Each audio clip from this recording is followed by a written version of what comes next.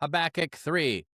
This is a prayer of Habakkuk the prophet. So we had what has played out so far is Habakkuk's cry, God's answer, Habakkuk's rebuttal, God's answer, now Habakkuk's response back, and just a prayer about everything. You're sending me a whisper? Okay, sounds good. Lord, I have heard the report of what you did. I am awed, Lord, by what you accomplished in our time. Repeat those deeds in our time, reveal them again. And when you cause turmoil, remember to show us mercy.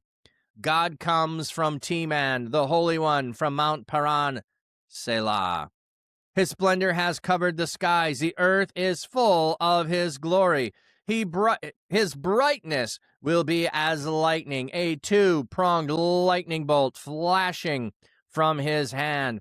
This is the outward display of his power. Before we go into the plague there. So we're getting, God, I've heard the report of what you have done. I know what you've done. So the report is going to be the past. I know all the things you did. Oh, in our time, repeat those deeds. So I know all about what you have done for our ancestors. Repeat those deeds again. In our time, reveal them again. But when you cause turmoil, remember to show us mercy. So calling for the deeds to happen and also for God's mercy. God comes from Teman, the Holy One from Mount Paran, Selah. So we have all of these. God is going to come. He is going to reveal himself. You've done it in the past. Teman is the southern region of Edom. Is Mount Paran, but like Teman, it was located southeast. So coming from the south. The earth is full of his glory. So God is glory. God is going to brighten up the skies with lightning. He is going to perform all of these deeds. This is the outward display of his power. Plague will go before him. Pestilence will march right behind him. So plague and pestilence, twin sisters of destruction, are coming. They are going. They are with God. He took his battle positions and he shook the earth. With a mere look, he frightened nations. The ancient mountains disintegrate. The primeval hills were flattened. His are ancient road. So God has done this in the past. The whole earth, nothing can stand before him. He is coming. There is no escape. He took his battle position and shook the earth.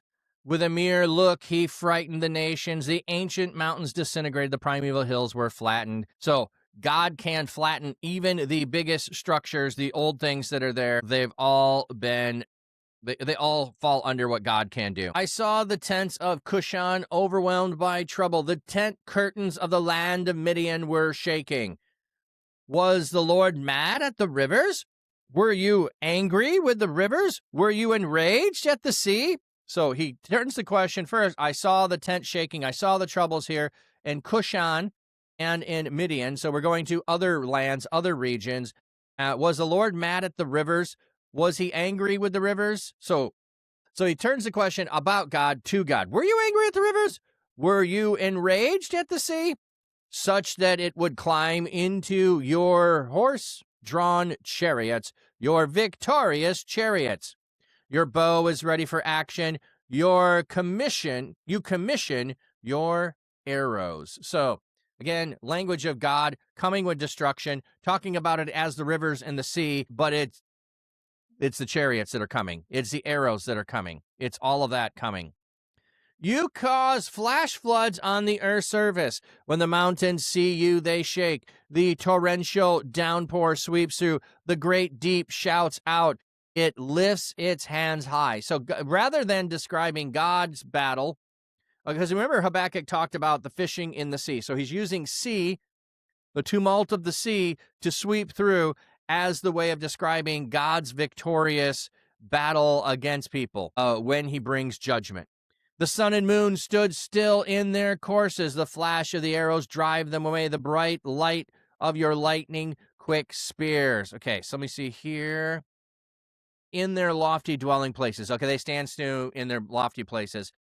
Don't know if we're particularly supposed to be thinking about the Joshua battle where the sun stood still or not, or if we're just knowing that God has that power. So that's what we're thinking.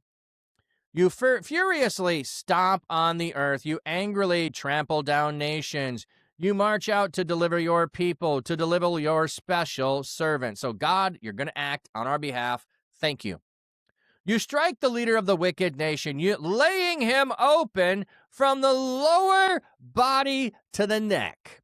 So, stem to stern, however you want to say that. You're going to rip him open. He's going to be. So, God, you're going to come in. You're going to bring this. I've got it. I understand. I hear what you're saying. Got it loud and clear. God, I can't wait for you to act. Your judgment will be swift. You pierce the heads of his warriors with a spear. They storm forward to scatter us. They shout with joy as if, bum, bum, bum, as if they were plundering the poor with no opposition.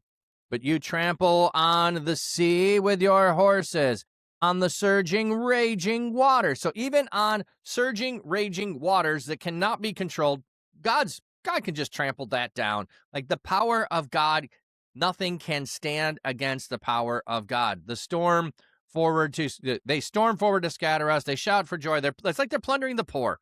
And like, yeah, it's no big deal. They can do this with no problem.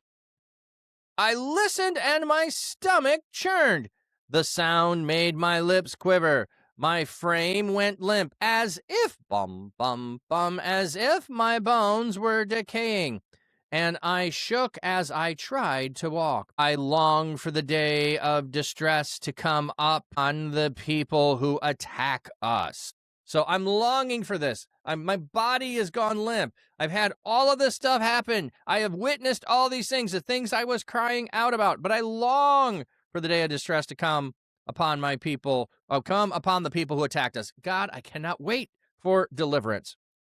When the fig tree does not bud and there are no grapes on the vines, when the olive trees do not produce and the fields yield no crops, when the sheep disappear from the pen and there are no cattle in the stalls, I will rejoice because of the Lord. I will be happy because of the God who delivers me. So the days are coming. It is going to get worse. There will be no food.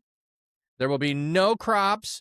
There will be no animals. And on that day, I will rejoice in the Lord. I will be happy because God will deliver. God is, in fact, the deliverer. So no matter my circumstances, no matter how the wicked are plundering right now, it will not last forever.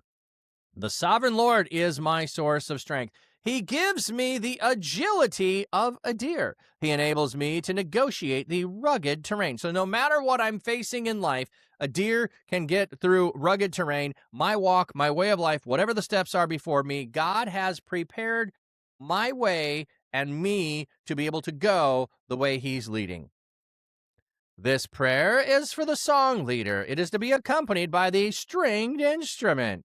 So this prayer is intended to be a song that is sung.